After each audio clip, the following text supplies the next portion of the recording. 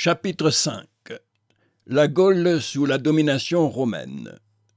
Depuis la conquête de la Gaule par César jusqu'à l'établissement des Francs en Gaule par Clovis, la Gaule resta pendant plus de 5 siècles sous la domination romaine. D'abord de l'Empire romain païen, ensuite de l'Empire romain chrétien. Dans son état primitif d'indépendance, elle avait lutté 10 ans contre les meilleures armées et le plus grand homme de Rome. Après 5 siècles de domination romaine, elle n'opposa aucune résistance à l'invasion des barbares germains, goths, alains, bourguignons, francs, qui détruisirent pièce à pièce l'Empire romain. Cet affaissement, je pourrais dire cet anéantissement d'une population si indépendante, si active et si vaillante à son apparition dans l'histoire, c'est là, mes enfants, le fait caractéristique de cette longue époque. J'ai à cœur de vous le faire bien connaître et comprendre. La Gaule a vécu pendant ces 5 siècles sous des régimes et des maîtres très divers. Je les résume dans 5 noms qui correspondent à des gouvernements très inégaux en mérite et en vice, en bien et en maux pour leur époque. Premièrement, les Césars, de Jules César à Néron, de l'an 49 avant Jésus-Christ à l'an 68 après Jésus-Christ. Deuxièmement, les Flaviens, de Vespasien à Domitien, de l'an 69 à l'an 95. Troisièmement, les Antonins, de Nerva à Marc Aurèle, de l'an 96 à l'an 180. Quatrièmement, l'anarchie impériale, où les 59 empereurs et les 51 tyrans, de Commode à Carin et Numérien, de l'an 180 à l'an 284. Cinquièmement, Dioclétien, de l'an 284 à l'an 305. À travers tous ces régimes et malgré leurs très différents résultats pour leurs sujets contemporains, le fait que je viens d'indiquer comme le caractère général et définitif de cette longue époque, la décadence morale et sociale de la Gaule, comme de l'Empire romain tout entier, n'a pas cessé de persister et de se développer. En quittant la Gaule conquise pour aller devenir le maître dans Rome, César ne négligea rien pour assurer sa conquête et la faire servir à l'établissement de son empire. Il forma de tous les pays gaulois qu'il avait soumis une province spéciale qui reçut le nom de Gallia Comata, la Gaule chevelue, tandis que l'ancienne province romaine s'appelait Gallia Togata, Gaule à la toge. César fit entrer dans ses troupes une multitude de Gaulois, Belges, Arvernes, Aquitains, dont il avait éprouvé la bravoure. Il forma presque uniquement de Gaulois une légion spéciale dite l'Alouette, parce qu'elle portait sur ses casques une alouette aux ailes étendues, symbole de la vigilance. Il donnait en même temps, dans la Gaule chevelue, aux villes et aux familles qui se prononçaient pour lui, toutes sortes de faveurs, les droits de cité romaine, les titres d'alliés, de clients, d'amis, et jusqu'au surnom de Julia, signe du plus puissant patronage romain. Il avait dans l'ancienne province romaine de redoutables ennemis, surtout la ville de Marseille qui se déclara contre lui et pour Pompée. César fit assiéger Marseille par l'un de ses lieutenants, s'en empara, se fit livrer ses vaisseaux, son trésor, et il laissa une garnison de 2 légions. Il établit à Narbonne, à Arles, à Biterae, c'est-à-dire à Béziers, 3 colonies de vétérans légionnaires dévoués à sa cause, et près d'Antipolis, Antibes, une colonie maritime dite Forum Julii, aujourd'hui Fréjus, dont il voulait faire une rivale de Marseille. Il fallait beaucoup d'argent pour faire face aux dépenses d'un tel patronage et pour satisfaire les troupes anciennes et nouvelles du conquérant de la Gaule et de Rome. Il y avait à Rome un vieux trésor fondé plus de 4 siècles auparavant par le dictateur Camille lorsqu'il avait délivré Rome des Gaulois, trésor réservé aux frais des guerres gauloises et conservé avec un religieux respect comme un argent sacré. Au milieu des discordes et des désordres de Rome, personne n'y avait touché. Revenu de la Gaule, César monta un jour au Capitole avec des soldats et, trouvant fermée, dans le temple de Saturne, la porte du lieu où le trésor gaulois était déposé, il ordonna qu'elle fût forcée. Le tribun du peuple, Métellus, s'y opposa vivement, conjurant César de ne pas attirer sur la République la peine d'un tel sacrilège.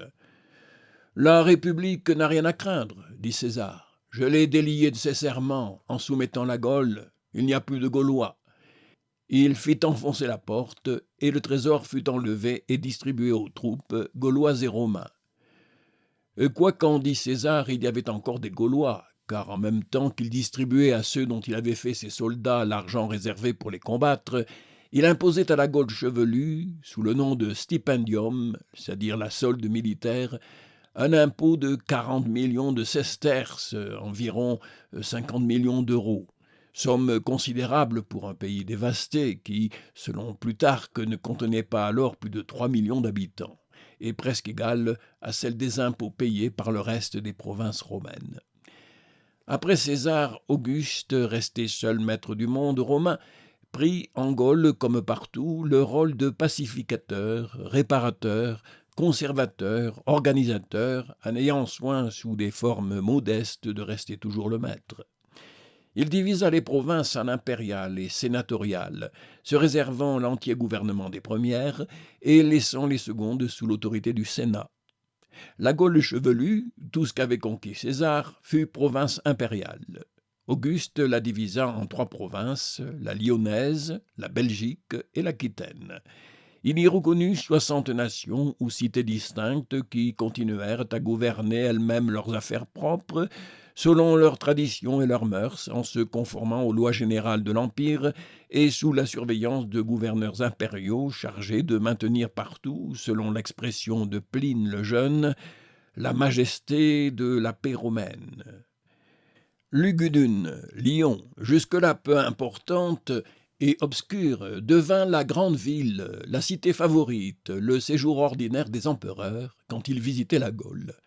Après avoir tenu à Narbonne, l'an 27 avant Jésus-Christ, une assemblée des représentants des diverses nations gauloises, Auguste vint plusieurs fois à Lyon et y séjourna même, à ce qu'il paraît, assez longtemps sans doute pour surveiller de là et mettre en activité le nouveau régime de la Gaule.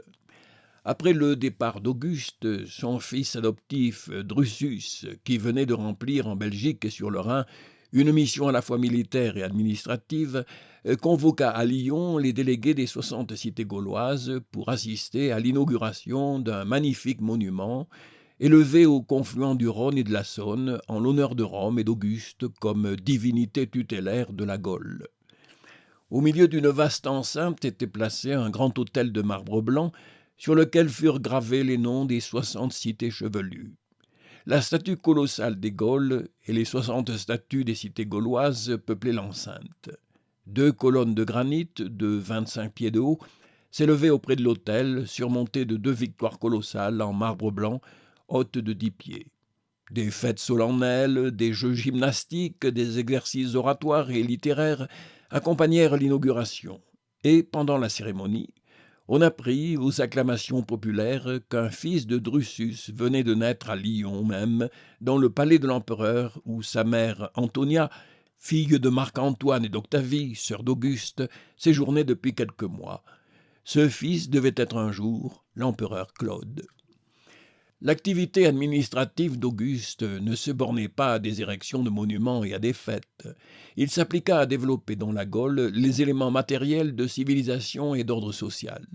Son conseiller le plus intime et le plus habile, Agrippa, établi à Lyon comme gouverneur des Gaules, fit ouvrir 4 grandes routes partant d'une borne miliaire placée au milieu du forum lyonnais et se dirigeant l'une par le centre jusqu'à Saintes et à l'océan, l'autre vers le sud jusqu'à Narbonne et les Pyrénées, la 3e vers le nord-ouest et la Manche par Amiens et Bologne, la 4e vers le nord-est et le Rhin.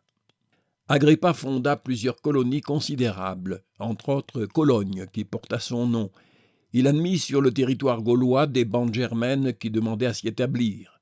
Grâce à la sécurité publique, des Romains devinrent propriétaires dans les provinces gauloises et y introduisirent les cultures italiennes.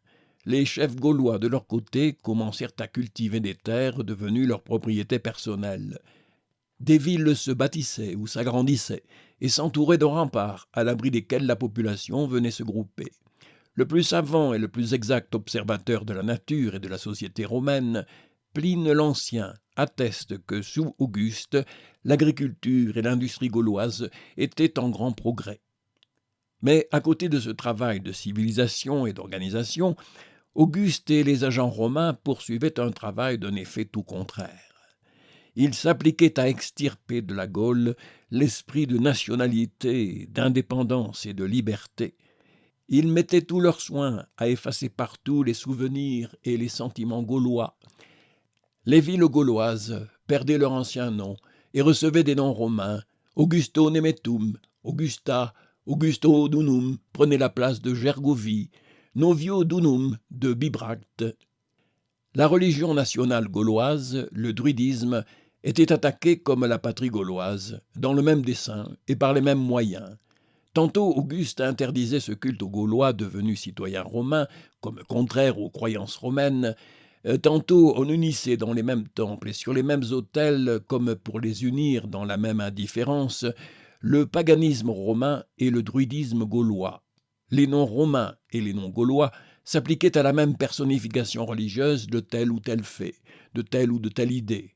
Mars et Camule étaient également le dieu de la guerre. Bélène et Apollon, le dieu de la lumière et de la médecine, Diane et Arduina, la déesse de la chasse. Partout, soit qu'il s'agisse de la patrie terrestre ou de la foi religieuse, l'ancien ressort moral gaulois était brisé ou condamné à se rouiller, et aucun ressort moral nouveau n'était admis à le remplacer. C'était partout l'autorité romaine et impériale qui se substituait à l'activité libre et nationale des Gaulois. Il ne faut pas croire, mes enfants, que cette hostilité du pouvoir pour les sentiments moraux et cette absence de liberté ne compromisent pas gravement les intérêts matériels de la population gauloise.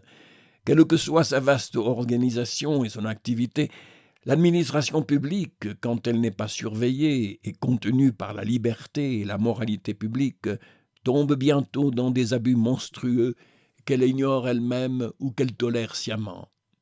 Les exemples de ce mal inhérent au despotisme abondent même sous le pouvoir intelligent et vigilant d'Auguste. Je n'en citerai qu'un. Il avait nommé procurateur, c'est-à-dire intendant des finances dans la Gaule chevelue, un Gaulois d'abord esclave, puis affranchi de Jules César, et qui avait pris le nom romain de Licinius. Cet homme se livra, dans son administration, aux extorsions les plus effrontées. Les impôts se percevaient par mois. Profitant du changement de nom que la flatterie avait fait subir aux 2 mois de juillet et d'août, consacrés à Jules César et à Auguste, il fit son année de 14 mois, afin d'en tirer 14 contributions au lieu de 12. Décembre, disait-il, est bien, comme son nom l'indique, le 10e mois de l'année. Et il y ajoutait, en l'honneur de l'empereur, 2 autres mois, qu'il appelait 11e et 12e. Dans un des voyages qu'Auguste fit en Gaule, de vives plaintes s'élevèrent contre Licinius. Ses rapines furent dénoncées à l'empereur. Auguste n'osait le soutenir et semblait prêt de se décider à en faire justice. Licinius le conduisit dans le lieu où étaient déposés les trésors qu'il avait ainsi extorqués. « Seigneur, lui dit-il, voilà ce que j'ai amassé pour toi et pour le peuple romain, de peur que les Gaulois, possesseurs de tant d'or, ne s'en servissent contre vous. Je l'ai conservé pour toi et je te le remets. » Auguste prit le trésor, et Licinius resta impuni. Qu'il s'agisse d'abus financiers ou d'autres actes, le pouvoir absolu ne résiste guère à de telles tentations. Vous entendrez dire, mes enfants, vous lirez un jour dans les écrits de quelques philosophes et savants modernes que le despotisme conquérant de l'Empire romain a été un progrès nécessaire et salutaire, et qu'il a fait l'unité et l'affranchissement du genre humain. N'en croyez rien. Il y a du bien et du mal mêlés dans tous les événements et tous les régimes de ce monde, et le bien surgit quelquefois à côté ou à la suite du mal, mais ce n'est jamais du mal même que sort le bien.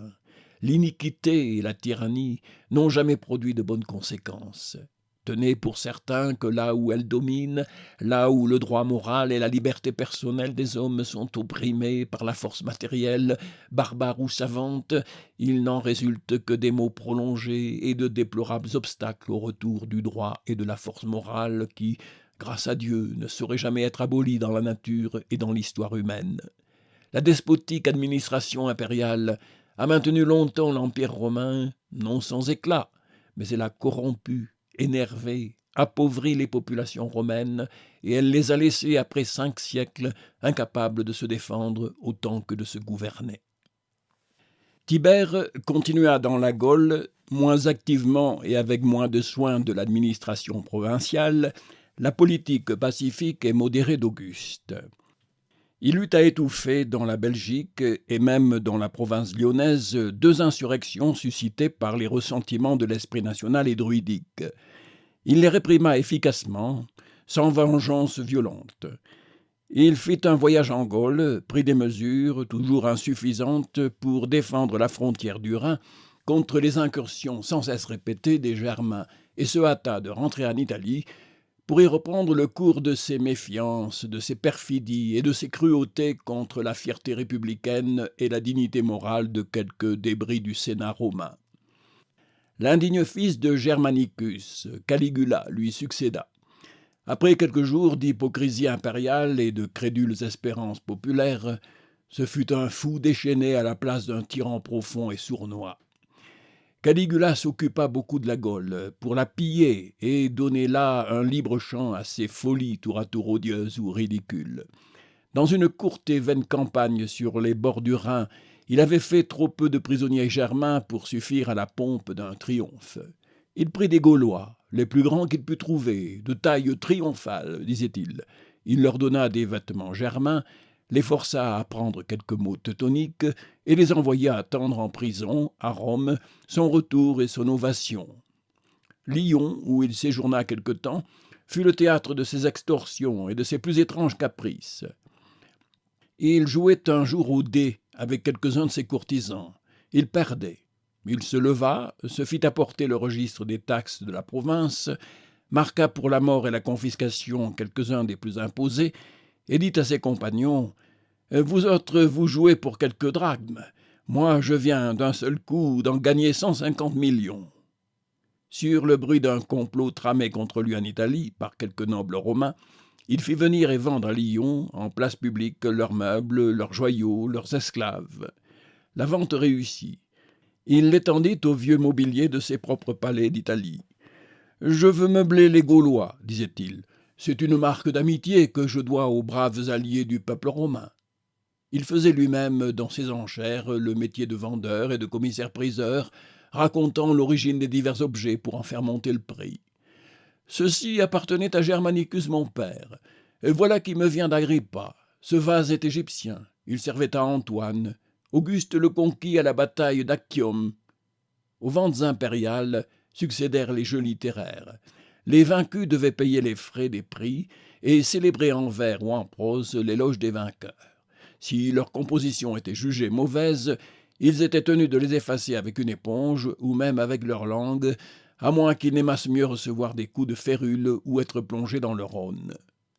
Un jour que Caligula, déguisé en Jupiter, siégeait sur son tribunal et rendait des oracles au milieu de la place publique, un homme du peuple restait immobile devant lui et arrêtait sur lui des regards ébahis.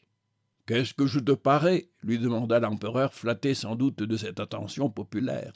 « Tu me parais une grande extravagance, » lui dit le Gaulois. Ce fut là, au bout d'à peu près 4 ans, le cri universel, et contre l'empereur fou, le monde romain n'avait alors d'autre ressource que l'assassinat.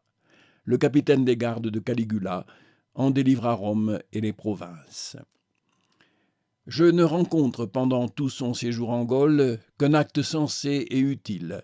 Il fit construire un phare pour éclairer le passage entre la Gaule et la Grande-Bretagne. On en a, dit-on, retrouvé quelques traces. Vous savez déjà, mes enfants, que son successeur Claude, frère du grand Germanicus et mari de sa propre nièce, la seconde Agrippine, était né à Lyon au moment même où son père Drusus y célébrait l'érection de l'autel d'Auguste. Pendant tout son règne, il témoigna à sa ville natale la bienveillance la plus active, et le but constant, comme le principal résultat de cette bienveillance, fut de rendre la ville de Lyon de plus en plus romaine, en y effaçant tous les caractères et tous les souvenirs gaulois. Elle fut dotée des droits, des monuments et des noms romains les plus importants ou les plus fastueux. Elle devint la colonie par excellence, la grande ville municipale des Gaules, la ville claudienne. Mais elle perdit ce qui lui restait de son ancien régime municipal, c'est-à-dire de son indépendance administrative et commerciale. Elle ne fut pas seule, dans la Gaule, à éprouver la bienveillance de Claude. Cet empereur méprisé depuis son enfance, que sa mère Antonia appelait une ombre d'homme, point achevée et seulement ébauchée par la nature, et de qui son grand-oncle Auguste disait « Nous flotterons toujours, incertains de savoir s'il est ou non capable des charges publiques ». Claude, le plus faible, en effet, des Césars, de corps, d'esprit et de caractère, a été pourtant celui qui entrevoyait quelquefois les idées les plus élevées, les sentiments les plus équitables, et qui s'appliquait le plus sincèrement à les faire passer dans ses actes. Il entreprit d'assurer à tous les hommes libres de la Gaule chevelue les mêmes droits, les mêmes privilèges romains dont jouissaient les habitants de Lyon, entre autres celui d'entrer à Rome dans le Sénat et d'occuper les grandes charges publiques. Il en fit au Sénat la proposition formelle et parvint, non sans peine, à l'y faire adopter. Le discours qu'il prononça à cette occasion nous a été en grande partie conservé, non seulement dans le résumé qu'en a donné Tacite, mais dans une inscription gravée sur une table de bronze qui se brisa en plusieurs fragments lors de la destruction de l'édifice où elle était placée. Les deux principaux de ces fragments furent retrouvés à Lyon en 1528 et ils sont maintenant déposés dans le musée lapidaire de cette ville. Ils constatent l'acte politique le plus équitable, je dirais volontiers le plus libéral qui soit émané des premiers empereurs romains. Claude s'était mis en tête, dit Sénèque, de voir tous les Grecs, Gaulois, Espagnols, Bretons, revêtus de la toge. Mais en même temps, il prenait grand soin de propager partout la langue latine et de lui faire prendre la place des divers idiomes nationaux. Un citoyen romain, originaire de l'Asie mineure et député à Rome par ses compatriotes, ne put répondre en latin aux demandes de l'empereur. Claude lui retira son privilège. « On n'est pas citoyen de Rome, lui dit-il, quand on ignore la langue de Rome. » Claude ne fut ni libéral ni humain envers une portion notable de la population gauloise, les druides. Pendant son séjour en Gaule, il les proscrivit et les poursuivit sans relâche, interdisant, sous peine de mort, leur culte et tout signe extérieur de leurs cérémonies.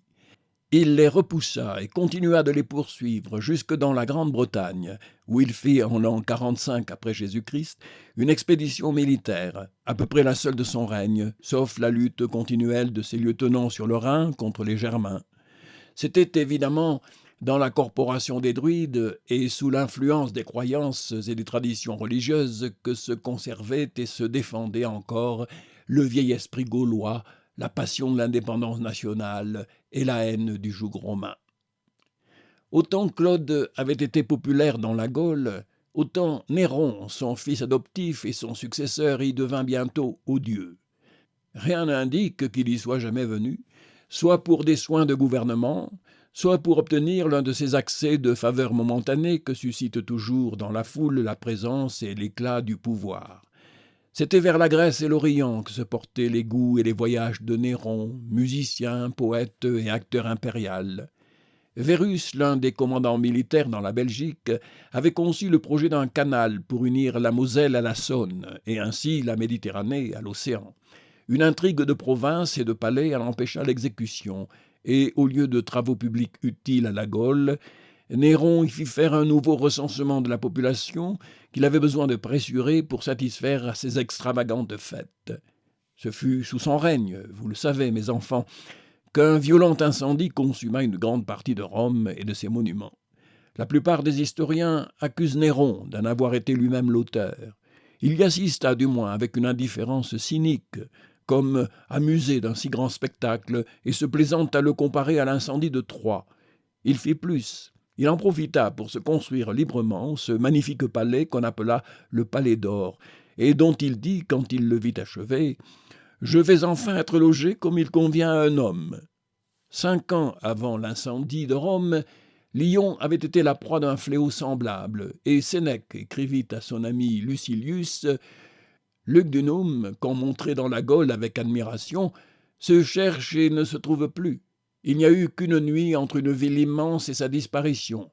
Elle a péri en moins de temps que je n'en mets à te le raconter. » Néron fit don à Lyon de 4 millions de sesterces, environ 5 millions d'euros, pour aider à sa reconstruction, ce qui lui valut de la part de la ville une reconnaissance qui se manifesta, dit-on, quand sa chute devint imminente. Ce fut pourtant le gouverneur de la province lyonnaise, un Gaulois de Vienne, Vindex, qui se fit le promoteur de l'insurrection à laquelle Néron succomba et qui lui donna Galba pour successeur. Néron mort, il n'y avait plus de César, point de successeur naturellement désigné pour l'Empire. La puissance du nom de César s'était usée dans les crimes, les folies et l'incapacité de ses descendants. Ce fut alors que l'on commença à chercher partout des empereurs et que l'ambition de le devenir se répandit parmi les hommes considérables du monde romain. Dans les 18 mois qui suivirent la mort de Néron, 3 prétendants, Galba, Othon et Vitellius, coururent cette redoutable chance. Galba était un vieux et respectable sénateur romain qui disait avec sincérité « Si l'immense corps de l'Empire pouvait rester debout et en équilibre sans un chef, j'étais digne que la République commençât par moi. » Othon et Vitellius étaient 2 épicuriens, tous 2 indolents et corrompus, l'un élégamment, l'autre grossièrement. Galba fut porté à l'Empire par les provinces lyonnaises et narbonnaises, Vitellius par les régions cantonnées dans la province belgique, tant la Gaule tenait déjà de place dans l'Empire romain et influait sur ses destinées. Ils échouèrent et périrent tous les 3 en 18 mois.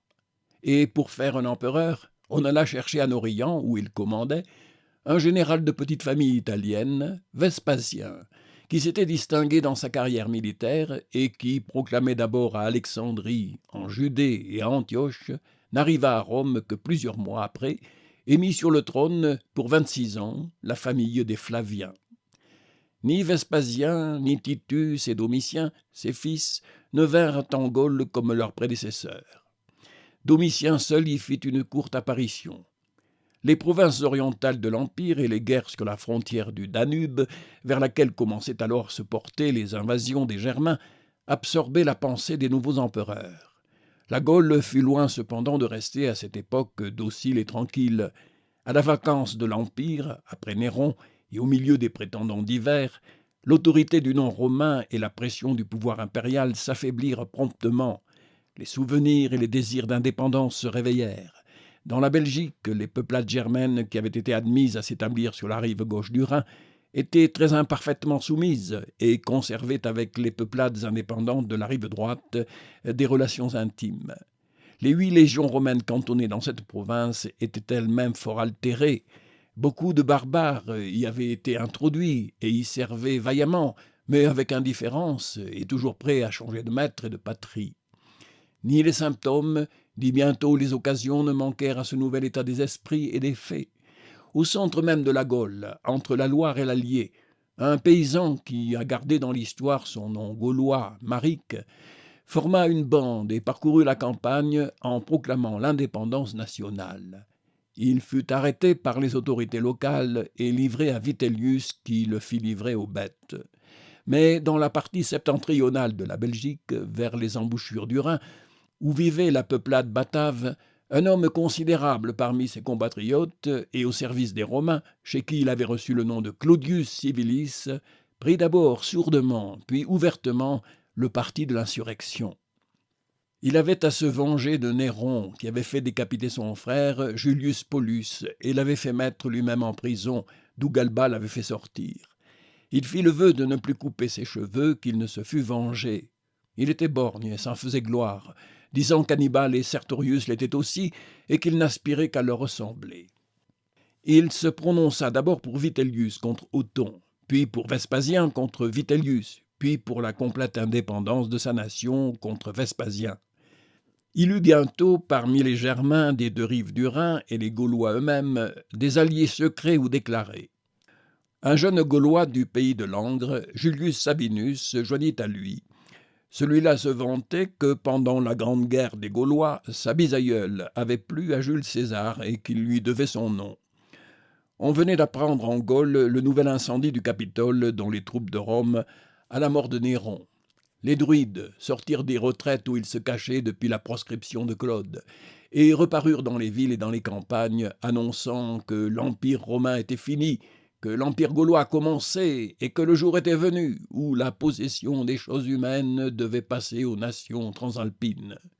Les insurgés se levèrent au nom de l'Empire gaulois, et Julius Sabinus prit le titre de César. La guerre s'engagea. Le trouble, l'hésitation, la désertion même pénétrèrent dans les colonies et jusque dans les légions romaines. Plusieurs villes, même Trèves et Cologne, se soumirent ou tombèrent entre les mains des insurgés. Plusieurs légions, séduites ou entraînées ou intimidées, passèrent dans leurs rangs, les unes tristement, les autres en massacrant leurs chefs. On comprit à Rome que l'insurrection était grave. Petilius Cerealis, officier renommé pour ses campagnes sur le Rhin, fut envoyé en Belgique avec 7 légions nouvelles. Il savait négocier et persuader aussi bien que combattre. La lutte fut vive, mais courte. Presque toutes les villes et les légions qui avaient failli rentrèrent sous la discipline romaine. Civilis, à demi vaincu, demanda lui-même à se soumettre. Il aurait pu, disait-on, déjà alors du Batave, inonder le pays et submerger les armées romaines. Vespasien n'était pas enclin à pousser les choses et les hommes à bout. Civilis obtint l'autorisation de se retirer et d'aller vivre en paix dans les marais de sa patrie. Les chefs gaulois, les promoteurs de l'Empire gaulois, furent seuls rigoureusement poursuivis et châtiés. Il y en avait un, surtout, Julius Sabinus, le prétendant à la descendance de Jules César, qu'on avait à cœur d'atteindre. Après la ruine de ses espérances, il se réfugia dans des souterrains qui dépendaient de l'une de ses maisons de campagne. 2 affranchis dévoués en connaissaient seuls l'entrée. Ils mirent le feu au bâtiment et répandirent le bruit que Sabinus était empoisonné et que son cadavre avait été la proie des flammes. Il avait pour femme une jeune Gauloise, Éponine, que ce bruit jeta dans un violent désespoir. Il la fit informer par l'un de ses affranchis du lieu de sa retraite, en lui demandant de persister dans sa désolation et son deuil pour confirmer le bruit déjà accrédité. Elle joua bien, selon l'expression de Plutarque, la tragédie de son malheur. Elle alla voir son mari la nuit dans son asile et en sortit le jour. Elle finit par n'en vouloir plus sortir. Au bout de 7 mois, entendant vanter la douceur de Vespasien, elle alla à Rome, emmenant son mari déguisé en esclave, la tête rasée et dans un accoutrement qui le rendait méconnaissable. Les amis qui étaient dans leur confidence leur conseillèrent de ne pas courir encore la chance de la clémence impériale et de regagner leur secret asile.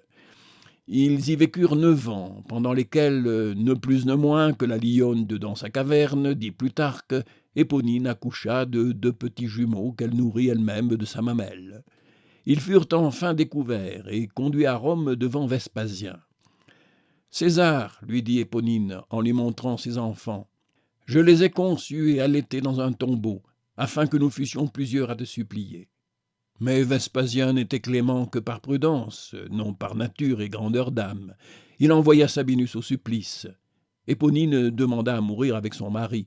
« Fais-moi cette grâce, César, car j'ai vécu plus heureuse sous terre et dans les ténèbres que toi dans l'éclat de ton empire. » Vespasien accomplit son désir en l'envoyant aussi au supplice, et Plutarque, leur contemporain, exprimait sans doute le sentiment public quand il terminait son récit en disant « Il ne fut, dans tout le règne de cet empereur, nul acte si cruel ni si pitoyable à voir, et il en a été depuis puni, car toute sa postérité a été en peu de temps entièrement éteinte. Les Césars et les Flaviens eurent en effet le même sort. Les 2 races commencèrent et finirent pareillement, l'une par Auguste et Néron, l'autre par Vespasien et Domitien. D'abord, un despote habile et indifférent, capable de cruauté comme de modération, puis un tyran atroce et détesté, et toutes 2 s'éteignirent sans descendants. Le monde romain eut alors une bonne fortune rare. 2 ans avant d'être assassiné par quelques-uns de ses serviteurs qu'il était près de faire mettre à mort, Domitien s'était méfié d'un vieux et honorable sénateur, Cosseius Nerva, déjà 2 fois consul, et il l'avait exilé d'abord à Tarente puis en Gaule, lui préparant probablement un pire sort. Ce fut à cet honnête proscrit que s'adressèrent les conspirateurs qui venaient de se défaire de Domitien et qui avaient affaire à un empereur. Nerva accepta, non sans hésitation, Il avait 64 ans. Il avait assisté à la mort violente de 6 empereurs et son grand-père, jurisconsulte célèbre et longtemps ami de Tibère, s'était tué, dit-on, désolé de l'inique et cruel gouvernement de son ami. Le court règne de Nerva fut sage, juste et humain, mais triste, non pour les peuples, mais pour lui-même. Il maintint la paix et l'ordre, rappela les exilés, repoussa les délateurs, rétablit le respect des lois et des mœurs, se refusa aux vengeances, aux spoliations, aux iniquités intéressées que lui demandaient tantôt ceux qui l'avaient fait empereur, tantôt les soldats prétoriens et la populace de Rome, qui regrettaient Domitien comme ils avaient regretté Néron. Mais Nerva ne réussit à empêcher dans Rome ni les violences populaires, ni les meurtres suscités par l'avidité ou la haine. Insulté lui-même dans son pouvoir et menacé dans sa vie, il prit une résolution que je trouve exprimée et expliquée par un savant et modeste historien du siècle dernier, le nain de Tillemont, avec tant de justesse et de précision que je prends plaisir, mes enfants, à vous citer ses propres paroles. « Voyant, dit-il, que l'on méprisait sa vieillesse, et que l'Empire avait besoin d'une personne qui eût autant de force et d'esprit que de corps, comme Nerva était exempt de cet aveuglement qui fait qu'on ne connaît et qu'on ne mesure point ses forces, et de cette ambition de dominer qui règne souvent sur ceux-là même qui sont le plus près de la mort, il se résolut à associer quelqu'un à la puissance souveraine, et fit voir quelle était sa sagesse par le choix qu'il fit de Trajan. Par ce choix, en effet, Nerva commença et inaugura la plus belle époque de l'Empire romain, l'époque que les contemporains qualifièrent de siècle d'or et que l'histoire a appelé le siècle des Antonins. Je désire, mes enfants, que vous connaissiez bien le vrai caractère de cette époque à laquelle appartiennent les deux plus grands événements de l'histoire, la fin de la société ancienne et païenne et la naissance de la société chrétienne et moderne. 5 souverains éminents, Nerva, Trajan, Hadrien, Antonin le Pieux et Marc Aurèle, ont gouverné pendant ce siècle l'Empire romain de l'an 96 à l'an 180. Je viens de vous dire ce qu'était Nerva. Il ne s'était pas trompé en adoptant Trajan pour successeur. Comme Nerva, étranger par son origine à l'ancienne Rome, né en Espagne, près de Séville, Trajan avait fait par la guerre et en Orient ses premiers pas dans la fortune et la renommée. C'était essentiellement un militaire moral et modeste, ami de la justice et du bien public, entreprenant avec grandeur pour l'État qu'il gouvernait, simple et contenu pour son propre compte, respectueux envers l'ordre civil et ses lois, laborieux et d'intention équitable dans l'administration des provinces, sans système ni prétention philosophique, actif et hardi avec honnêteté et bon sens. Il défendit vaillamment l'Empire contre les Germains sur les rives du Danube, lui acquit la province de la Dacie et, plus occupé de l'Orient que de l'Occident, il fit en Asie des conquêtes dont son successeur Hadrien s'empressa sagement, je crois, d'abandonner une partie. Adopté par Trajan et espagnol comme lui, Hadrien lui était supérieur par l'esprit et très inférieur moralement. Ambitieux, vaniteux, inventif, remuant, sceptique dans sa pensée, cynique dans ses mœurs, plein de vues et de prétentions politiques, philosophiques, littéraires, il passa les 21 années de son règne à voyager dans l'Empire, en Asie, en Afrique, en Grèce, en Espagne, en Gaule, dans la Grande-Bretagne, ouvrant des routes, élevant des remparts, des monuments, fondant des écoles savantes et des musées, propageant dans les provinces comme à Rome le mouvement législatif, administratif, intellectuel, plutôt pour son propre plaisir et sa propre gloire que dans des desseins patriotiques et sociaux. À la fin de cette active carrière, malade et se sentant près de mourir, il fit l'acte le plus vertueux de sa vie. Il avait éprouvé dans de grandes fonctions la sagesse clairvoyante et tranquille du Gaulois Titus Antonin, originaire de Nîmes. Il l'avait vu un jour arrivant au Sénat et soutenant avec respect son vieux père chancelant. Il l'adopta pour son successeur. Antonin le Pieux fut comme homme civil ce que Trajan avait été comme homme de guerre, moral et modeste, juste et économe, soigneux du bien public, doux envers les personnes, plein de respect pour les lois et les droits, attentif à justifier ses actes devant le Sénat et à en informer les populations par des édits soigneusement affichés, plus préoccupé de ne faire tort ni mal à personne que de s'illustrer par des faits brillants ou populaires. Il surpasse tous les hommes en bonté, disaient ses contemporains, et il fit à l'Empire le plus beau des présents, il lui donna Marc Aurèle pour souverain. On a dit que Marc Aurèle fut la philosophie sur le trône. Je n'ai garde de contester ni d'atténuer cet éloge. J'y ajouterai bien plutôt en disant que Marc Aurèle fut la conscience sur le trône. C'est par son grand et original caractère qu'il gouverna l'Empire romain et se gouverna lui-même avec une constante sollicitude morale, incessamment préoccupé de réaliser l'idéal de vertu personnelle et de justice sociale qu'il avait conçu et auquel il aspirait. Sa conception de la vertu et de la justice était incomplète, fausse même dans certains cas, et il a plus d'une fois, entre autres, dans sa persécution des chrétiens, commis des actes très contraires à la loi morale qu'il voulait respecter envers tous les hommes. Mais son respect pour la loi morale était profond, et sa volonté d'y conformer ses actes sérieuse et sincère. Je prendrai çà et là quelques phrases dans ce recueil de ses pensées intimes qu'il a intitulé « À moi-même » et qui est en effet le plus scrupuleux portrait qu'un homme ait laissé de lui-même et de son travail sur lui-même. Il y a, dit-il, une parenté entre tous les êtres doués de raison. Le monde est comme une cité supérieure au sein de laquelle les autres cités ne sont que des familles. J'avais conçu l'idée d'un gouvernement fondé sur des lois générales et égales. Prends garde de ne te point césariser, car c'est ce qui n'arrive que trop. Conserve-toi simple, bon, inaltéré, digne, sérieux, ami de la justice, pieux, bienveillant, courageux pour tous les devoirs. Respecte les dieux, sauve les hommes. La vie est courte, il n'y a qu'un fruit possible de notre existence terrestre, l'intention sainte et des actions utiles au bien commun. Mon âme, couvre-toi de honte, ta vie est presque passée et tu n'as pas encore appris à bien vivre. Parmi les hommes qui ont régné dans un grand État, je ne connais que Marc Aurèle et Saint Louis qui se soient ainsi passionnément inquiétés de l'état moral de leur âme et de la conduite morale de leur vie.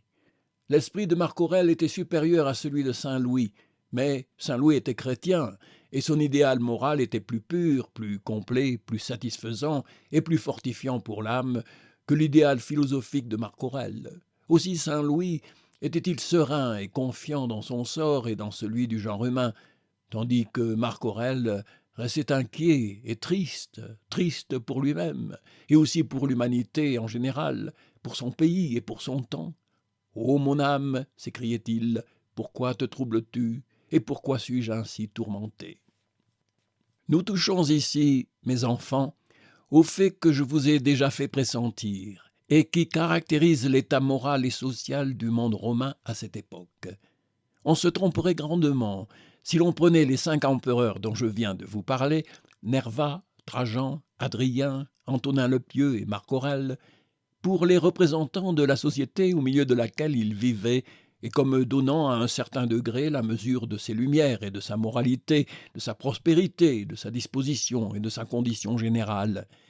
Ces 5 princes n'étaient pas seulement des hommes d'élite, supérieurs par l'esprit et le caractère à la plupart de leurs contemporains. Ils étaient des hommes presque isolés dans leur temps. En eux se résumait ce que l'Antiquité grecque et romaine avait acquis de lumière et de vertu, de sagesse pratique et de moralité philosophique. Ils étaient les héritiers et les survivants des grands esprits et des grands politiques d'Athènes et de Rome, de l'Aréopage et du Sénat. Ils n'étaient point en harmonie intellectuelle et morale avec la société qu'ils gouvernaient, et leur action sur elle ne servait guère qu'à la préserver partiellement et momentanément des maux auxquels la livraient ses propres vices et à ralentir sa décadence. Quand ils étaient réfléchis et modestes comme Marc Aurèle, ils étaient tristes et enclins au découragement, car ils avaient un secret sentiment de la vanité de leurs efforts. Leur tristesse ne les trompait pas. Malgré leurs honnêtes desseins et de brillantes apparences, la dégradation matérielle aussi bien que morale de la société romaine allait toujours croissant. les guerres, le luxe, les dilapidations et les désordres de l'Empire élevaient toujours ses dépenses fort au-dessus de ses revenus. La rude avarice de Vespasien et la sage économie d'Antonin le Pieux étaient loin de suffire à rétablir le niveau. L'aggravation des impôts était continuelle, la population, surtout la population agricole, diminuait de plus en plus, en Italie même, au centre de l'État. Ce mal inquiétait les empereurs quand ils n'étaient pas des fous aveugles ou forcenés. Claude, Vespasien, Nerva, Trajan s'appliquèrent à y porter remède. Auguste lui-même leur en avait déjà donné l'exemple. Ils établissaient en Italie des colonies de vétérans auxquels ils assignaient des terres. Ils en donnaient aux citoyens romains indigents. Ils attiraient par le titre de sénateurs les citoyens riches des provinces. Et quand ils les avaient installés en Italie comme propriétaires, ils ne leur permettaient plus d'en sortir sans autorisation. Trajan ordonna que tout candidat aux magistratures romaines fût tenu de constituer en terres italiques le tiers de sa fortune, afin, dit Pline le Jeune, que ceux qui recherchaient les honneurs publics regardassent Rome et l'Italie non comme une auberge où l'on s'arrête en voyageant, mais comme leur patrie. Et Pline l'Ancien, remontant, un observateur philosophe à la source du mal, dit dans son style solennel « Autrefois, les généraux cultivaient leurs champs de leurs propres mains. La terre, il est permis de le croire, s'ouvrait avec complaisance sous une charrue couronnée de lauriers et conduite par des mains triomphantes, soit que ces grands hommes donnassent à la culture le même soin qu'à la guerre, et qu'ils ensemençassent la terre avec la même intention qu'ils disposaient un camp, soit aussi que tout fructifie mieux sous des mains honnêtes, parce que tout se fait avec une exactitude plus scrupuleuse. Aujourd'hui, ces mêmes champs sont livrés à des esclaves enchaînés, à des malfaiteurs condamnés au travail et dont le front est flétri. La terre n'est pas sourde à nos vœux, nous lui donnons le nom de mère, nous appelons culte les soins qui lui sont rendus, mais pouvons-nous être surpris qu'elle ne paye pas des esclaves comme elle récompensait des généraux? Quelle ne devait pas être la décadence de la population et de l'agriculture dans les provinces quand il fallait, pour les défendre en Italie même, de tels efforts qui réussissaient si peu. Pline avait reconnu la plaie fatale de l'Empire romain dans les campagnes comme dans les villes, l'esclavage ou le demi-esclavage. La propriété foncière était surchargée d'impôts, assujettie à des conditions qui la frappaient d'une sorte de servitude et cultivée par une population servile aux mains de qui elle devenait presque stérile. Les grands propriétaires étaient ainsi dégoûtés et les petits propriétaires ruinés ou réduits à une condition de plus en plus abaissée. Ajoutez à ce régime dans l'ordre civil l'absence complète de liberté et de vie dans l'ordre politique.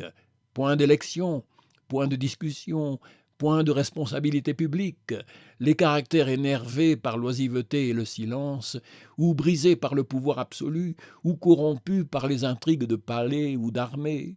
Faites un pas de plus, portez vos regards sur l'ordre moral. Point de croyances religieuses, il ne restait du paganisme que des fêtes ou des superstitions frivoles ou honteuses. La philosophie grecque et l'ancienne vie romaine avaient suscité dans les rangs élevés de la société des stoïciens et des jurisconsultes, les uns derniers défenseurs de la morale et de la dignité humaine, les autres derniers serviteurs éclairés de la société civile. Mais ni les doctrines des stoïciens, ni la science et l'habileté logique des jurisconsultes n'étaient des flambeaux et des guides à la portée et à l'usage des populations. Elles restaient livrées aux vices et aux misères de la servitude ou des troubles publics, et ballottées entre les stériles ennuis de l'ignorance et les corruptions de la vie d'aventure. Toutes les causes de décadence se déployaient à cette époque dans la société romaine. Aucun des principes conservateurs ou régénérateurs de la vie nationale n'était en force et en crédit. Après la mort de Marc Aurèle, la décadence éclata et se développa presque sans interruption pendant un siècle, dans un fait visible et palpable, la désorganisation et les chutes répétées du gouvernement lui-même. À la série des empereurs donnés au monde romain, depuis Auguste jusqu'à Marc Aurèle, par l'hérédité ou par l'adoption, succéda ce que j'appellerais l'anarchie impériale. Dans le cours de 132 ans, 39 souverains passèrent sur le trône avec le titre d'empereur, Auguste, et 31 prétendants que l'histoire a appelés des tyrans en approchèrent, sans autre cause que les ardeurs de l'ambition et les hasards de la force, soutenus tantôt dans telle ou telle province de l'Empire, par quelque légion ou quelque soulèvement local, tantôt et le plus souvent en Italie même, par les gardes prétoriennes qui disposaient du nom de Rome et de l'ombre du Sénat. Il y eut des empereurs italiens, africains, espagnols, gaulois, bretons, illyriens, asiatiques, et dans le nombre il se rencontra quelques hommes d'un mérite éminent dans la guerre ou dans la politique, quelques-uns même d'une vertu rare et patriotique, Pertinax, Septime Sévère, Alexandre Sévère, Dèce, Claude le Gothique, Aurélien, Tacite, Probus. Ils s'efforcèrent les uns de défendre l'Empire contre les barbares, de jour en jour plus agressifs, les autres de rétablir au-dedans quelque ordre et de rendre aux lois quelque force. Ils échouèrent tous, et périrent presque tous violemment, gardiens passagers d'un édifice qui s'écroulait de toutes parts, toujours sous le grand nom d'Empire romain. La Gaule eut sa part dans cette série d'empereurs et de tyrans éphémères. L'un des plus méchants et des plus fous, quoique issu de l'un des plus vaillants et des plus capables, Caracalla, fils de Septime Sévère, était né à Lyon, 4 ans après la mort de Marc Aurèle. 100 ans plus tard, Narbonne donna pour 2 ans au monde romain 3 empereurs, Carus et ses 2 fils, Carin et Numérien. Parmi les 31 tyrans qui ne s'élevèrent pas jusqu'au rang d'Auguste, 6 étaient gaulois, et les 2 derniers, Amandus et Aelianus, furent, en l'an 285, les chefs de cette grande insurrection de paysans, esclaves ou colons demi-esclaves, qui, sous le nom de Bagaudes, se répandirent dans le nord de la Gaule, entre le Rhin et la Loire, pillant et dévastant partout, après avoir subi eux-mêmes les pillages et les dévastations des agents fiscaux et des soldats de l'Empire. Un témoin contemporain, Lactance, décrit ainsi les causes de ce soulèvement populaire. Telle était devenue l'énormité des impôts que les forces manquaient aux laboureurs, les champs devenaient déserts et les cultures se changeaient en forêts. Les agents du fisc mesuraient les champs par mode de terre. On comptait les arbres, les pieds de vigne, on inscrivait les bêtes, on enregistrait les hommes. Point d'excuse pour la vieillesse ou la maladie, on apportait les malades, les infirmes, on estimait l'âge de chacun, on ajoutait des années aux enfants, on annotait aux vieillards. Cependant, les animaux diminuaient, les hommes mouraient et l'on n'en payait pas moins pour les morts. On dit que pour échauffer la confiance et le zèle de leur bande, les 2 chefs des Bagaudes firent frapper des médailles et que l'une présente la tête d'Amandus, empereur, César, Auguste, pieux et heureux, avec ce mot au revers, « espérance ». Quand les maux publics sont arrivés à un tel excès, et que cependant le jour de l'entière disparition du régime qui les cause n'est pas encore venu, il surgit presque toujours un pouvoir nouveau, qui, au nom de la nécessité, porte quelque remède à un état intolérable. Ainsi il arriva dans l'Empire romain, peu avant la fin du IIIe siècle de l'ère chrétienne. Une légion cantonnée à Tongres, en Belgique, comptait dans ses rangs un dalmate nommé Dioclétien, encore peu avancé en grade, mais déjà très estimé de ses compagnons pour son intelligence et sa bravoure. Il logeait chez une femme druidesse, dit-on, et en possession de prophétiser. Comme il réglait un jour avec elle son compte, elle se plaignit de son excessive économie. « Tu es trop avare, Dioclétien, lui dit-elle. Il lui répondit en riant « Je serai prodigue quand je serai empereur. »« Ne ris pas, reprit-elle, tu seras empereur quand tu auras tué un sanglier. » En latin, aper. Le propos courut parmi les compagnons d'armes de Dioclétien. Il fit son chemin dans l'armée, toujours habilement et vaillamment, et plusieurs fois dans ses diverses garnisons et ses fréquentes chasses, il eut occasion de tuer des sangliers.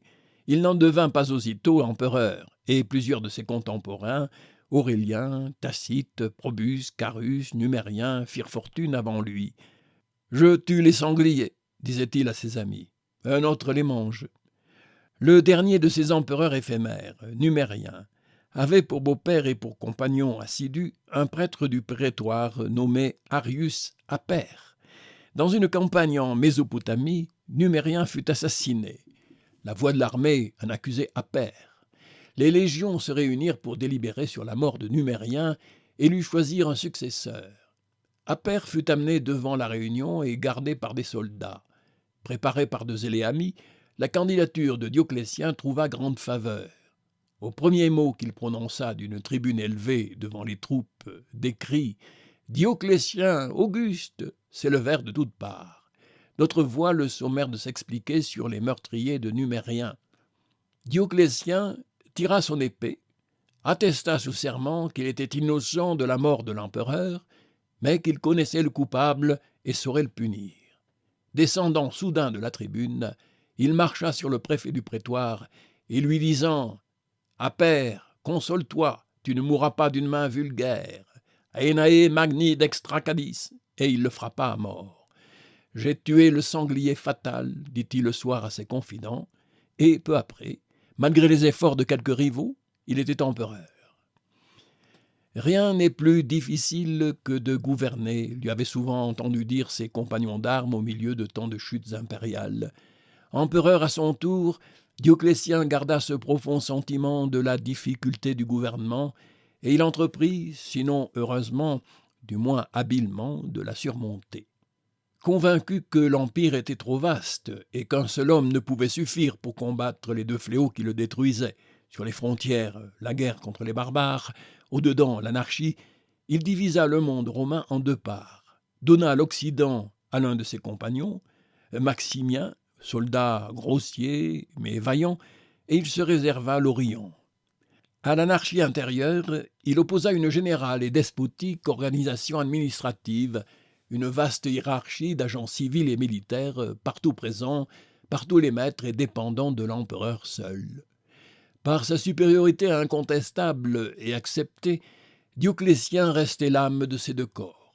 Au bout de 8 ans, il reconnut que les deux empires étaient encore trop vastes, et aux 2 Augustes, il ajouta 2 Césars, Galère et Constance Chlore, qui, sauf une subordination plus nominale que réelle envers les 2 empereurs, eurent chacun dans son État le pouvoir impérial, avec le même régime administratif.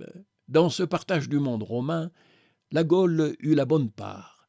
Elle eut pour maître Constance Chlore, naguère gouverneur de Dalmatie, guerrier éprouvé, mais juste, doux et enclin à porter, dans l'exercice du pouvoir absolu, beaucoup de modération et d'équité. Il avait un fils, Constantin, âgé à cette époque de 18 ans, et qu'il élevait avec soin pour le gouvernement autant que pour la guerre. Ce régime du monde romain, ainsi divisé en 4 maîtres, dura 13 ans, encore plein de guerres et d'agitations intérieures, mais sans victoire et avec un peu moins d'anarchie. Malgré cette apparence de succès et de durée, le pouvoir absolu ne suffisait point à sa tâche. Las de son fardeau et dégoûté de l'imperfection de son œuvre, Dioclétien abdiqua l'an 305 après Jésus-Christ. Et aucun événement, aucune sollicitation de ses anciens compagnons de l'Empire ne parvinrent à le faire sortir de sa retraite dans son pays natal de Salone en Dalmatie. « Si vous pouviez voir les légumes cultivés de mes mains, dit-il à Maximien et à Galère, vous ne feriez pas une telle tentative. » Il avait décidé, ou plutôt entraîné, son premier collègue, Maximien, à abdiquer comme lui. Galère en Orient et Constance Chlore en Occident étaient restés seuls empereurs. Après la retraite de Dioclétien, les ambitions, les rivalités, les intrigues ne tardèrent pas à éclater. Maximien reparut sur la scène impériale pour en disparaître bientôt, en 310, y laissant à sa place son fils Maxence.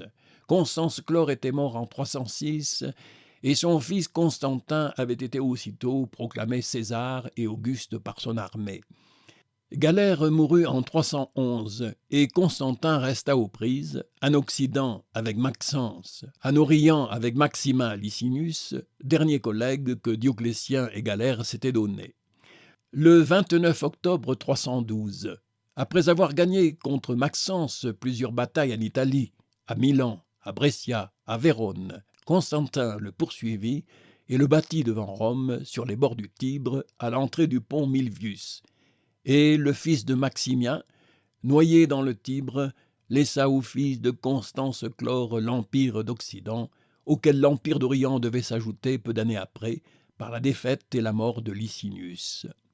Plus clairvoyant et plus heureux qu'aucun de ses prédécesseurs, Constantin avait compris son temps et ouvert les yeux à la nouvelle lumière qui se levait sur le monde.